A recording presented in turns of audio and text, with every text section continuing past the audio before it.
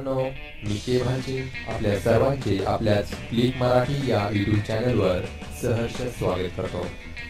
आजच्या भागात आपण व्हॉट्सॲप कम्प्युटरवर कसे वापरायचे हे पाहणार आहोत। या व्हॉट्सॲपला कम्प्युटरवर वापरण्याचे काही फायदे आहेत, आपणही अवश्य वापरून पहा। यासाठी आपल्याजवळ काही गोष्टींची आवश्यकता आहे। त्यात तुमच्या मोबाईलवर अपडेटेड व्हॉट्सॲप इन्स्टॉल असणे आवश्यक आहे आणि एक कम्प्युटर किंवा लॅपटॉप ज्याला इंटरनेट कनेक्शन असणे जरुरीचे आहे। चला तर प्रत्यक्ष व्हॉट्सॲप कम्प्युटरद्वारे कसे वापरायचे हे आपण पाहूया। सर्वप्रथम मी आपल्याला व्हॉट्सॲप कम्प्युटरवर वापरण्यासाठी काय करणे आवश्यक आहे हे सांगतो। तर प्रथम तुम्ही तुमच्या वेब ब्राउझरवरील ॲड्रेस बारमध्ये एक वेबसाईट टाईप करायची, जिचे नाव आहे web.whatsapp.com। चला आता मी ही वेबसाईट प्रत्यक्ष एक वेब ब्राउझर ओपन करून त्याच्या ॲड्रेस बारमध्येही टाईप करतो। चला आता मी प्रत्यक्ष वेबसाईट टाईप करतो।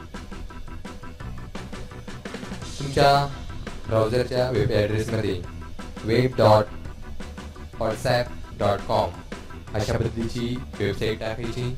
त्यानंतर एंटर बटन प्रेस करायचे। पहा, एंटर बटन प्रेस केल्यानंतर आपल्या समोर अशा पद्धतीचं एक पेज ओपन होईल। त्यावरती तुम्हाला एक चौकोन दिसत असेल, ज्याला QR कोड असे म्हणतात। त्याचप्रमाणे या QR कोडच्या खाली एका पोपटी रंगामध्ये एक अँड्रॉइड फोनचा लोगो दिसतोय। त्यानंतर विंडोज फोन, आयफोन या सर्वांचे लोगो दिसत आहेत। तर पहा, हे जे व्हॉट्सॲप आहे ते कोणकोणत्या फोनला सपोर्ट करते याची माहिती आपल्याला या QR कोडच्या खाली दिलेली आहे। पहिलं आहे अँड्रॉइड। या ठिकाणी तुम्हाला अँड्रॉइड नाव दिसत असेल, तर या अँड्रॉइड फोनवरती तुम्ही अशा पद्धतीचं web.whatsapp कम्प्युटरवर वापरू शकता। तर ते कम्प्युटरवर वापरण्यासाठी काय सेटिंग आहे, तर त्या अँड्रॉइड नावाच्या खाली ती सेटिंग दिलेली आहे, open WhatsApp menu and WhatsApp web अशा पद्धतीने। नंतर या अँड्रॉइडच्या खाली विंडोज फोन, ज्या व्यक्तींकडे विंडोज फोन असतील त्या विंडोज फोनलाही हे व्हॉट्सॲप सपोर्ट करतात। त्याची पण सेटिंग अँड्रॉइड फोनसाठीच आहे, ओपन व्हॉट्सॲप मेनू नंतर व्हॉट्सॲप वेब। त्यानंतर उजव्या साईडला आहे आयफोन। ज्या व्यक्तींकडे आयफोन असतील त्याची सेटिंग या आयफोन नावाच्या खाली दर्शवलेली आहे। पहा, open WhatsApp setting and WhatsApp web अशा पद्धतीने या तीन प्रकारचे फोन हे या व्हॉट्सॲप वेबला सपोर्ट करू शकतात। पहा, आता मी प्रत्यक्ष तुम्हाला मोबाईलमध्ये दाखवतो। पहा, तुम्हाला आता स्क्रीनवरती माझा मोबाईल दिसत आहे।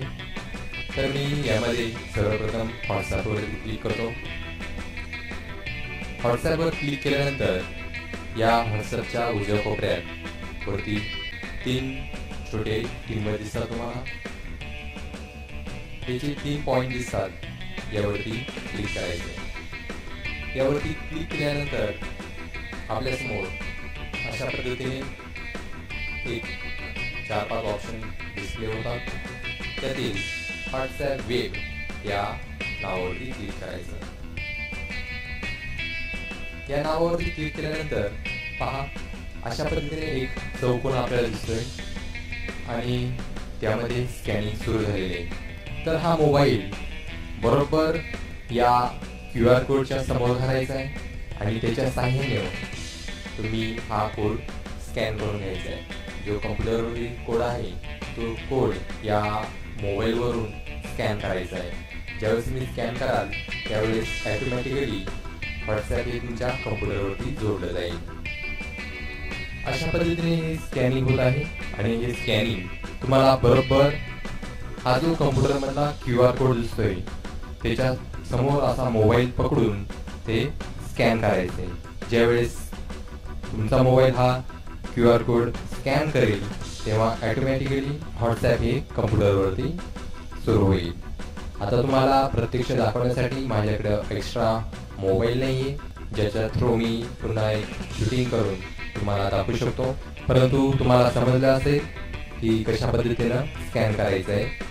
अशा पद्धतीने मोबाईलमध्ये स्कॅनिंग विंडो आल्यानंतर मोबाईल बरोबर या QR कोडच्या समोर पकडायचा आणि त्यानंतर आपोआप स्कॅनिंग होईल आणि तुमचं व्हॉट्सॲप हे कम्प्युटरवरती सुरू होईल. पहा, मी आता प्रत्यक्ष करतोय.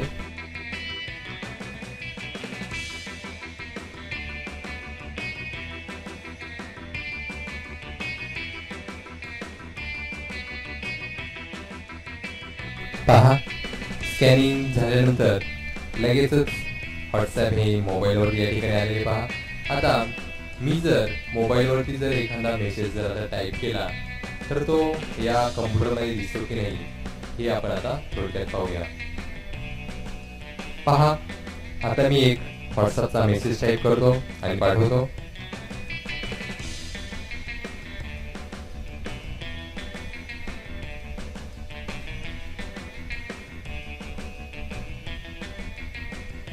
पहा, मी एक मेसेज पाठवलेला आहे. पहा मित्रांनो, मी जर माझ्या मोबाईलमध्ये जर मेसेज टाईप केला तर तो मेसेज अर्थात या कम्प्युटरमध्ये पण टाईप होतो आणि कम्प्युटरवरून जर टाईप केला तर तो मेसेज मोबाईलमध्ये पण येतो. ठीक आहे मित्रांनो, तर आज आपण आपल्या मोबाईलवरील व्हॉट्सअप कम्प्युटरवर कशा पद्धतीने वापरायचं हे पाहिलेलं आहे. नक्कीच तुम्हाला हे समजलेलं असेल. तर हा जर व्हिडिओ तुम्हाला जर आवडला असेल तर नक्कीच लाईक करा. तसेच ज्या बांधवांनी, ज्या मित्रांनी अजून हा चॅनल सबस्क्राईब केला नाही त्यांनी हा चॅनल जरूर सबस्क्राईब करा. धन्यवाद.